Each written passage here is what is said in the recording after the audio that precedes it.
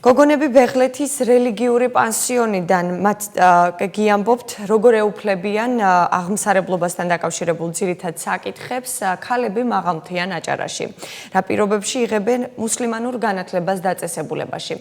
ჩემი კოლეგა გიამბობთ. ხულას მუნიციპალური ცენტრიდან 10 კილომეტრით დაშორებულ სოფელ ბეღლეთში გოგონათა რელიგიური პანსიონი 2 წლის წინათ გაიხსნა. ახლა აქ მუსლიმანურ განათლებას ახალგაზრდებთან ერთად სოფლის უხუცესებიც ეუფლებიან. ადგილობრივების თქმით, ბეღლეთსა და მიმდებარე სოფლებში მოსახლეობის უმრავლესობა მუსლიმია. შესაბამისად, რელიგიურ აღმსარებლობასთან დაკავშირებით განათლების მიმღებ ქალთა რიცხვიც პანსიონში მზარდია. აქ ერთი თვე ამ რაც მოვედი, ჩემთვის ძალიან მნიშვნელოვანია ჩემი რელიგიის შესწავლა. ძალიან მიყვარს ჩემი რელიგია, ასე რომ ვთქვათ.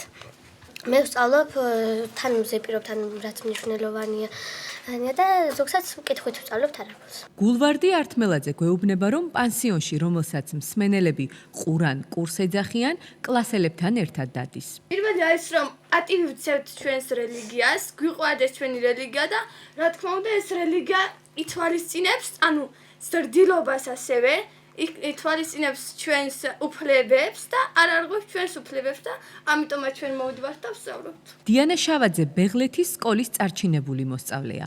პროფესიაც შერჩეული აქვს, ექიმი უნდა გამოვიდეს. ამბობს, რომ რელიგიასთან ერთად ყველაზე მნიშვნელოვანი, რასაც აქ სწავლობენ, სხვებისადმი პატივისცემაა. ვარ ათოსანი ასევე წარჩინებული მოსწავლე, მინდა რომ ექიმი გამოვიდე. ახალგაზრდებთან ერთად რელიგიური მრწამსის ძირითად საკითხებს 70 წლის ეთერ კახაძეც სწავლობს. ამბობს, რომ აღმსარებლობასთან დაკავშირებული ძირითადი საკითხები ოჯახში შეისწავლა, თუმცა ძირეული ცოდნის მისაღებად პანსიონში თითქმის 2 წელია დადის. 2 წელი გაიხსნა და ახლა დავდივარ და 2 წელია დავდივარ აქ. და უფრო რაც მე არ ვიცოდი, აქ აქვს ამ ყურანის საკითხვას თავისებური წესები აქვს, აგრძელება თუ რაიმესად უნდა შეჩერდე და ასე იგი რა ვიცი. სოფლის უხუცეს ქალს მიაჩნია, რომ რელიგიურ განათლებას დიდი მნიშვნელობა აქვს ადამიანისთვის.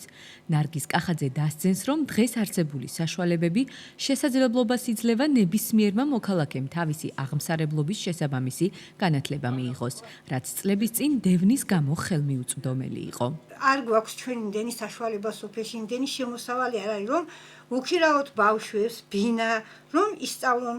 ბევრმა ის ახალგაზრდამ იმის გამო, რომ ვერ გადაიხადა ბინის ფული, თქვათ, სწავლის ფული, ჭამის ფული, გზავრობის ფული, ამიტომ დაანება ბევრმა თავი. ყურან კურსის შემსწავლელ პანსიონს საცხოვრებელი ფუნქციაც აქვს.